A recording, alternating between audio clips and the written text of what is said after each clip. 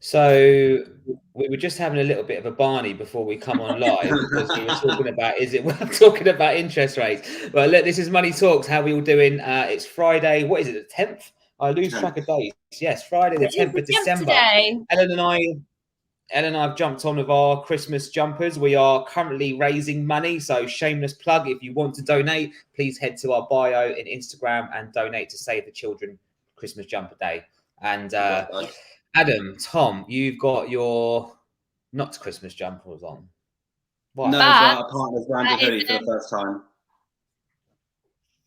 You know, Kim Kardashian did that meme where she had her kid and you posted a picture to said, "He's here and he's beautiful." Like that's what we thought when our hoodies came. We're happy to have them. I've got this problem though. Everything I seem to hang up in my wardrobe seems to shrink. I don't know if anybody else gets the same problem or not. Yeah, I know the feeling. I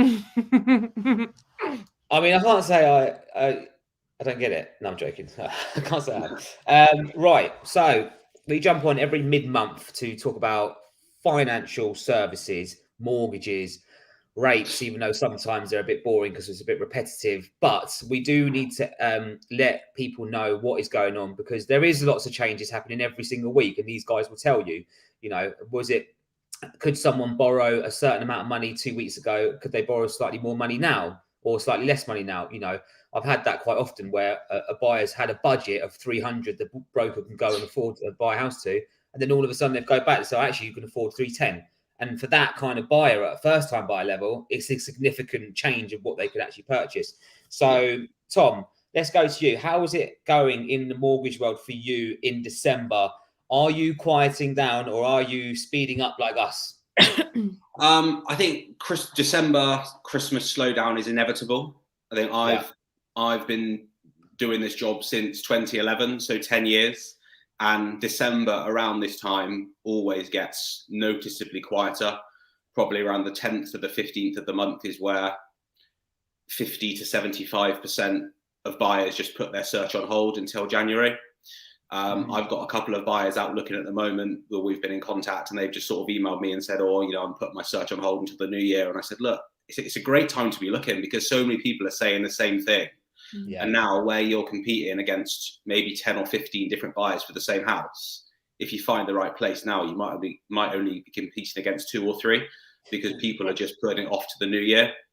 So look, December slowdown is inevitable. From about the 15th, 20th of the month, all, solicitors shut, everyone shuts, and it's just, game over.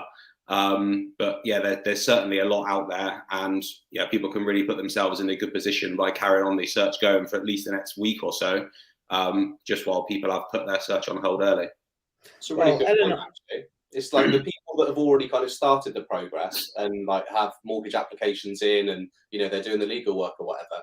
That bit's going to inevitably slow down because lenders and solicitors close down. But people that are actually viewing and looking for properties, their competition's probably just half, doesn't it?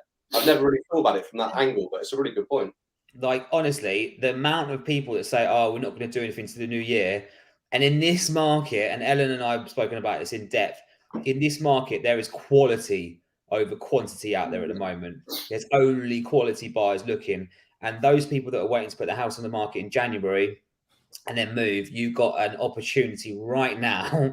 And I've said it all the time. We're actually getting more busy internally with what's going on this month, rather than we were hoping we were going to slow down and have a little break over Christmas and, go out for some Christmas drinks, which we just haven't even got around to doing. But, it's not a bad time. It's absolute quality. So I completely agree with that. I think the thing about January is true as well, is, not only have you got less competition in December, but if you wait till January, you've also got double the competition as well. January is historically probably our busiest month.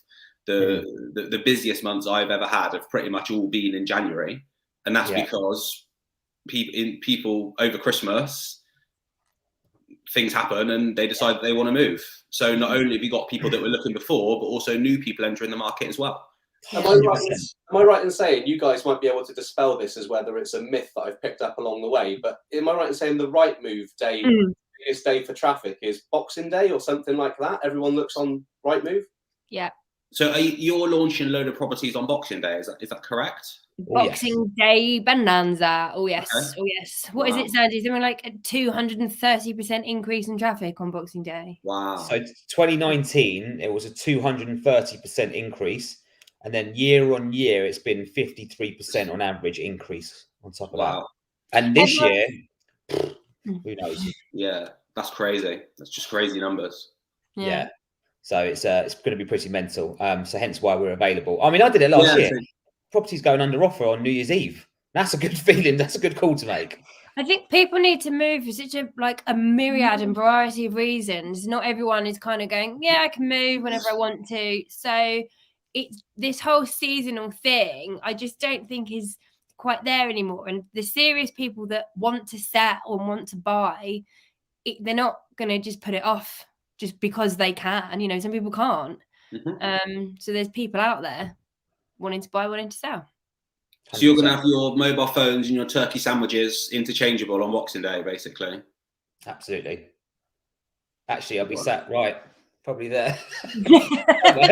I want to touch on something. We had a down valuation the other day. Something we don't come across a huge amount, but generally speaking, when you're in situations or a market like this, we do. Ellen, give us the story, the backstory of what happened to this down valuation. Then we'll get the view from the guys because it's interesting. We'll start from the beginning before we got this property under offer. We launched a house live. We had an open day. I think I managed to fit in 20 people with a waiting list of 35 if we got a cancellation. That resulted in 10 offers. All of those were at the asking price or above. So the lowest offer out of those 10 was at the asking price. And we agreed it, I think it was 7% over, 15 grand over.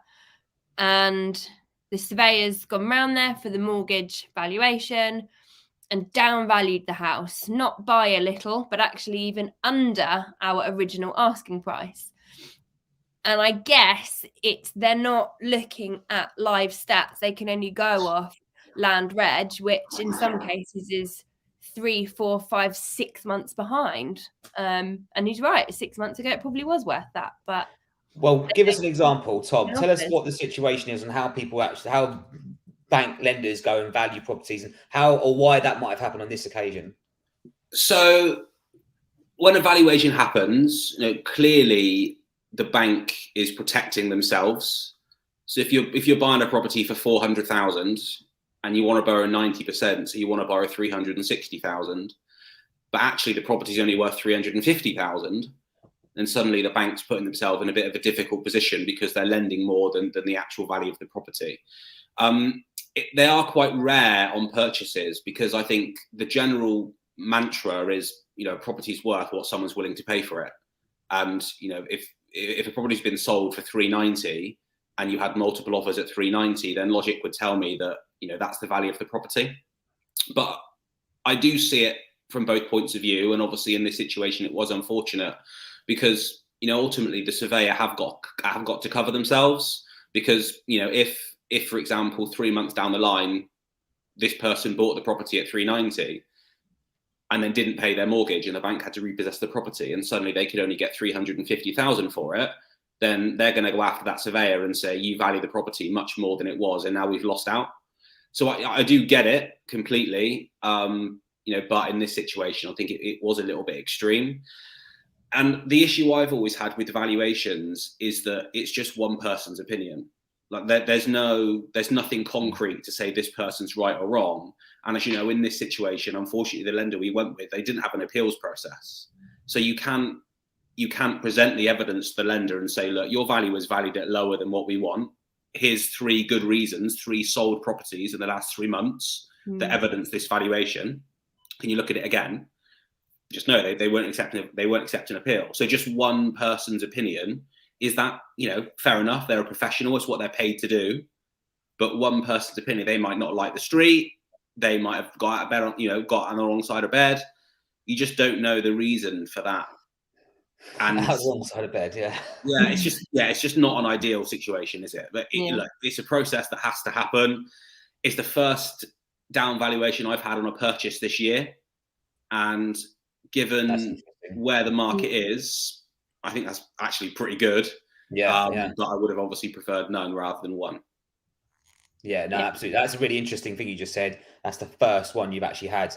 I had one on a leasehold flat. But, you know, flats are, well, say flats, actually. We'll talk about flats in a minute. Yeah. But yeah, no, I've only had one other. That was quite interesting. And it wasn't even just a small, like 5 or 10,000. It was a significant amount. It was £30,000. It's a lot of money in the grand scheme of things.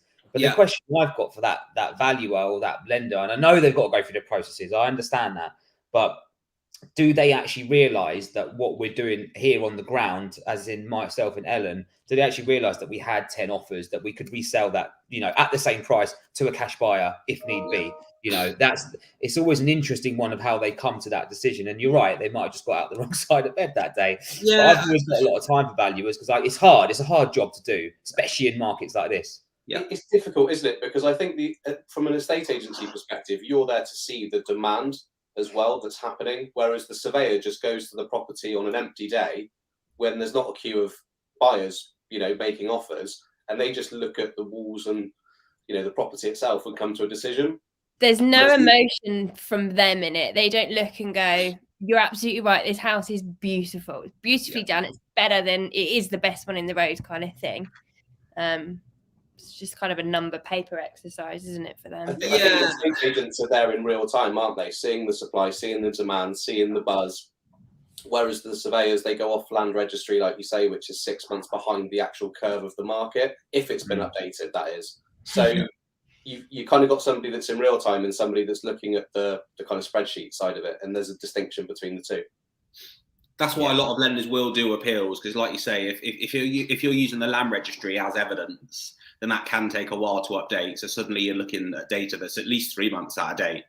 So a lot of lenders will say, you know, you can send us an appeal in and send us 3 comparable properties that have completed within the last 3 months. And, you know, they aren't always successful, but at least you can present your reasons. And if they don't like it, at least you've tried. But yeah, with this one, we submitted it to another lender, and hopefully we'll have better luck with a different valuations company. So I'm actually doing a mortgage on a new build development at the moment in somewhere in central London, and the site have actually banned a certain lender because of the certain surveyor they use, because they've had they've said that we won't. They haven't banned them, so to speak, but they said, look, you're best off using that we lender. used to have that, Tom. I had one in June or July. I did a mortgage for a family friend buying a beautiful detached mansion in Wales, and the estate agent got a call to book the survey in and basically said, we're not giving that surveyor the keys. He's downvalued 2 of our properties before. And so I had a standoff with the estate agent because the lender wouldn't send it to another valuer. The estate agent wouldn't let him in to give him the keys. So we just Can you do that though? Sorry? Can you do that? Well, the estate agent, they just said we're not giving him the keys. He's not coming in. Interesting. What was the resolution? Resolution was after about 4 weeks of speaking to the branch manager every day, they finally agreed to let the surveyor in, and hey presto, he valued it at the purchase price. So good news. But yeah, it was a bit of a Mexican standoff for a while. Can you imagine that? Jesus, interesting. Oh God. Right. I want to talk about a topic which has been very difficult for a lot of people this year and still is leasehold apartments. Ellen, give us an idea from your experience or our experience of what has been going on with leasehold apartments over the last 6 months. So houses, your traditional 2 and 3 bed houses, 1 bed even, go like that, no question. And I think apartments they have a bit of a bad rep for hanging around for a bit longer. Some people think they can't be sold. The competition on them is fierce. There's 94 1-bedroom apartments in RG12 and RG42, which is the Bracknell areas basically. That's a huge number to kind of, you know, small fish, massive pond there to stand out in. Yeah. And I think people can fall into the trap of going, you need to bring the price down, you need to bring the price down, you need to bring the price down. When in reality, if you've got the correct marketing for it, you are transparent. If it's got a short lease, then tell people, because some people won't want to get into that. and educate your seller as well. You know, people are either going to want to negotiate down because of the lease, price it accordingly because of the lease, or, you know, consider extending it as part of the purchase, you know, and just being completely transparent with people from the beginning means, okay, you may not sell it on day one, but I think all of our apartments we sold within 10 weeks, which actually isn't that long. It's only because houses are selling within 10 days that when we've got properties, apartments, flats, masonettes, whatever, that don't go on the first viewing, that I think people can kind of start to panic a bit, and you just got to be patient. They will go. Go on, Tom. I was going to say, sorry, it's a very good point you make, especially about bringing the price down. You know, I've sat in an estate agent's office for the last 6 years, and it's very easy to just get the property on the market and then it's not selling itself, right? Reduce the price, rather than actually trying to do something proactive and showcase the property in a different light to get it sold. And obviously the price is a big factor when it comes to property, but there are other things that will assist in getting it sold, as you know much better than I. And I think that's just such a bad trap to get stuck in. Is all you're hearing is, right, get the price down. Well, shameless plug, we've sold all of our apartments by one this year. So, and most of them be going asking price. If not, I think they have, haven't they? Pretty much all asking price by within a couple of grand at most. And I think when we haven't sold, it isn't sold and gone elsewhere. It's just we haven't had the buyer yet. And I think 10 weeks was a little bit modest there. What is it that you've done kind of differently that's kind of given you that level of success? Hold on, we're supposed to be talking about financial services, not us. No, I'm joking. I think it's a very different setup, and I fully back myself and Ellen and the way we operate and the way we speak to buyers, the way we handle our conversations, the way we market homes. And if anyone wants to tell me different, then by all means, my mobile number is everywhere. Give me a call. Let's have a conversation. But the way we market homes in this area in Bracknell is a whole lot different to any other marketing you'll ever see. And it's all about that filter. Marketing acts as a filter, right? So we're getting the right people calling us, inquiring, and then myself or Ellen will go and do the viewing, and we've already met the sellers. We're all intertwined, we're all in sync with each other. So the whole journey, the whole experience for buyer and seller, it's a whole lot different than just like numbers game, like traction, just get people in. Let's just reduce the price. I hate reducing prices. I think we haven't had any price reductions, have we? One this whole year. One this whole year. Out of all the properties we've had under offer, marketed, one price reduction. And that's just testament as to you do things right the first time round and you'll be fruitful at the end. And I fully believe that. Yeah. So, and like you said, marketing acts as a filter. Like we'll speak to people who are on the market with other agents, not successful, and they'll have had 10, 15, 20, 30 viewings through the door with no offers. And you have to question, well, who are the people that are being shown round? Often they don't know, or the excuse that they give or the feedback they give is a reason that they could and should have known about before they stepped through the front door. So quality over quantity always. 100%. But I was talking about leasehold because you guys might be able to share some advice and guidance for anyone that's listening to this. EWS one and these forms and these goddamn problems. I tell you. Yeah, those 3 letters are not nice letters to hear. A lot of people are talking about them. A lot of people are seeing reports in the news. Media is, Ian will agree with me on this one. We do not like the media when it comes to the property market. It gives false things. But can you just explain in layman's terms what this means for anyone who's got this or in this situation? Sure. From a lender perspective or a broker perspective. Yeah, sure. So EWS1 was a form that was brought in because of Grenfell, basically, and the cladding issues, and there were concerns that flats, blocks of flats, every flat was built with this combustible cladding that was, basically mean that if your flat caught fire, it was Grenfell Mark II.